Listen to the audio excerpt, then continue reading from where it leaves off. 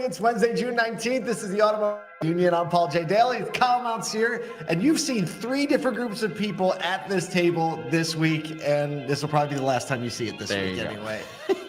I don't know. So what I can tell you is 2 days ago it was me and Cirillo. You were on your way here. Yes. And yesterday it was me and Cirillo. It was going to be the three of us, but I had a meeting I had to jump on. And my office is literally right behind this astronaut. And I heard you singing, and I was like, what? We didn't sing on the show. Don't tell him, Paul. Yeah. No, Nathan told me everything. Oh, okay. And what you also don't realize is this exhaust duct, look where it goes.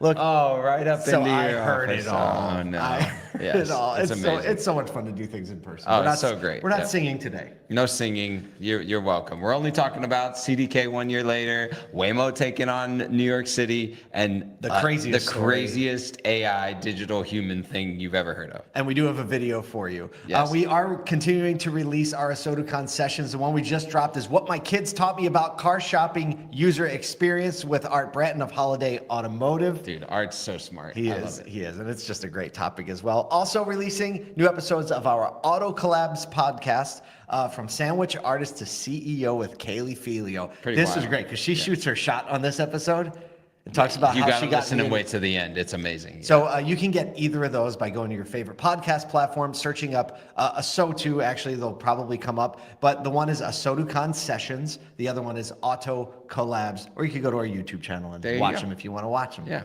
Or listen to them if you want to listen to them. All right, let's get into some news. 1 year. It feels like way longer ago. After the cyber attacks rocked the industry with the CDK Global hack, the focus has shifted from crisis response to long-term resilience, and actually showing some pretty good signs at the end of the story, so hang out. 2 cyber attacks forced CDK's DMS offline. We all remember how that went down, disrupting operations at 15,000 dealerships and costing over an estimated $1 billion in sales. Many groups invested heavily in cybersecurity and revised their disaster recovery plans as a result, with leaders like Judy, Serra, and Joe Shaker emphasizing staff training and consultant support as critical steps forward. Helion's Erik Nachbahr noted some dealers quickly reverted to old habits, citing a recent DMS switch that went live without basic protections like multifactor authentication, a move that he said was unacceptable. CEO Brian McDonald of CDK says they are stronger than ever, with deeper investments in security, R&D, and customer experience, saying over the past year, we've also seen record customer renewals, which is amazing news. Yeah. Joe Shaker, Shaker Auto Group, and True Video said it could happen to anyone. He says, my feelings were that after going through what they've gone through, and after looking at every nook and cranny of their business for security, that CDK may be the most secure one. That's exactly what happens when you come out of situations like this. And I think one of the maybe the side benefits of something like this is a major company like them going even deeper and being more resilient with their security. But also, a lot of auto dealers woke up and realized that if they didn't have high levels of IT security, high levels of trust, change in how they have people logging in, logging out, authenticating into the systems that they have, with so much customer data, that they were at risk. And I think it actually tuned up the industry overall, from an IT perspective. And I would say, if you haven't looked into that in the last year of your business and understood what AI is meaning to security, what customer data could be inadvertently exposed, or what systems could be exposed by AI and hackers getting into your systems, you should be looking at that. It's a portion of your business that, even as a small business, even as an individual rooftop dealer, you should be looking at very, very heavily. It doesn't just have to be the CDKs and the large companies of the world that are doing that. I think one of the principles coming out of this is something that we would hear resonate. There's so many great thought leaders in leadership across this industry, and I think they would all agree that hard things make you stronger. Yep. And it's great to see that CDK is coming out as stronger in the industry, obviously. Now it's in the rear view. Feels like a speed bump. That's what everything in this industry the past 5 years has been. They know how to do it. Speaking of speed bumps, dodging them, a lot of them. Waymo is preparing to re-enter New York City to map and test its autonomous vehicles with human drivers as it eyes a major expansion into one of the most complex but coveted markets in the U.S. Waymo returning to New York City for the first time since 2020 when they tucked tail and got out of there to resume mapping and testing, though humans will remain behind the wheel due to state laws. The company is lobbying for legal changes and applying for a permit to operate in Manhattan with safety specialists in the driver's seat. New York City's dense traffic, odd road layouts, and unpredictable intersections, that's an understatement, present a unique technical challenge for the robo-taxi deployment. State and city officials are weighing safety, congestion, and labor implications before greenlighting broader autonomous vehicle use. All that just sounds so exhausting. I mean, honestly, I cannot imagine. I understand the upside and the number of rides that happen in a place like New York City, but when you look at the amount of just construction on one-way streets going on in New York City and the inability to map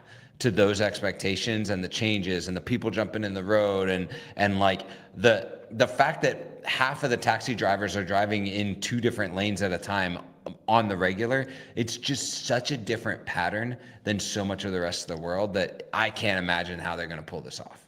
Something just occurred to me.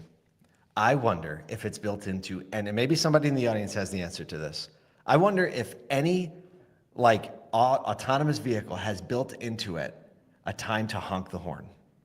Oh, yeah. Like, when do I tell people you're being crazy, yo? Yo, because who was it telling us? Like, Can you imagine? I always cut off the Waymos, right? In San Francisco, it's easy because there's no one driving it. But do they honk? In New York City, if they don't, that's like more important than the brake. Yeah, the honk is so important. Yeah. Do they have a honk protocol? It's somewhere between hello and get out of here. I think, frankly, if you really want to up the ride engagement, right? Thinking now like user experience, I think you give the real diligent honker. No, I think you give the passenger control of the horn. I would take Waymo every time. That would be amazing. Just on it. Just on it. And speaking of giving other things control. Oh. Segue. Wow. Two good segues. Wow, that was a great segue. So in a groundbreaking move, Baidu aired Which is like the Chinese TikTok. Chinese TikTok, yeah. Aired a 6-hour shopping live stream led entirely by 2, not just 1, 2 AI-generated digital humans modeled after popular host Luo Yanago. Yep. And we have a video of this, I think. and it crushed the human-led benchmarks. Let's take a look at the video real quick because it's absolutely wild. We don't need to share with you all the sound. These 2 people on the screen right now, literally going through product presentations, pitching, getting people to buy, interacting with one another, interacting with the comments even, and feeding back and getting people to buy real products. They introduced 133 different products with AI versions of Luo and a co-host responding to viewer comments in real time. They generated, get this, $7.6 million in sales. And that outperformed Luo's real past performance in just 26 minutes. Meaning after 26 minutes, it was already in the lead. Already in the lead. Okay, so a couple things. Number one, you can't build an AI personality unless you have the actual personality, like one that's viral, right? So it carried into this was a lot of familiarity, a lot of brand that was built up to this. But what this does say is that now someone like this gentleman is getting a really big licensing check and he's sitting home doing nothing. This is the one, when I showed you this yesterday, you were sitting there with your mouth open. I was like, look at this. I was like, this is AI. It's unbelievable. This is going to fundamentally change the way we market any industry. But now think about AI walkarounds, AI product descriptions, AI interacting with comments, questions, video call, as if you are a person. Imagine, and people like not you knowing said, the difference. I guarantee you that most of the people watching that stream had no idea it wasn't him. Imagine a salesperson walk around of a vehicle that is perfectly timed, perfectly tuned, understands exactly what every single spec on that car does because it's been trained on the real data about that car. A little bit funny. Has a little bit of humor, seriousness, can relate it to external factors like how people may or may not use that vehicle or that vehicle specs, and doing that while you're Let me blow sleeping. your mind. How about doing that on a live stream while people are asking questions and that AI avatar is walking around to that feature? That is coming, and I don't know if it's going to be in 12 months or 24 months, but it isn't going to be in 5 years. That's absolutely right. And Yep. so, I mean, rethinking, look, we'll go back because a lot of people I think hear this and don't know what to do with it. Like, that's shocking. That's great.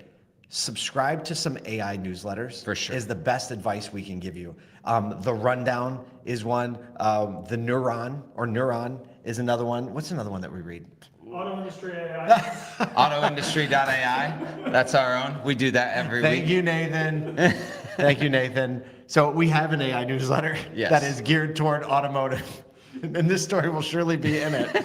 But it's autoindustry.ai.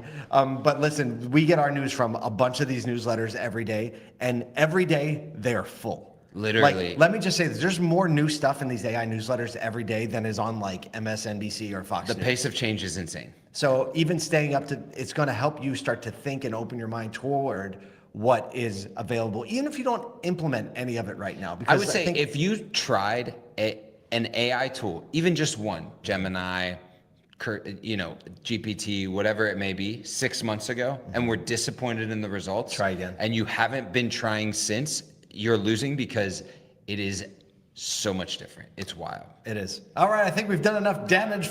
Come on. And Kyle's going to head back to Nashville. I'll be here in Syracuse. And look, whatever you do, pay attention to the people. Keep your head on a swivel and just know this, like, everything's just a speed bump because this is the auto industry. We'll see you tomorrow.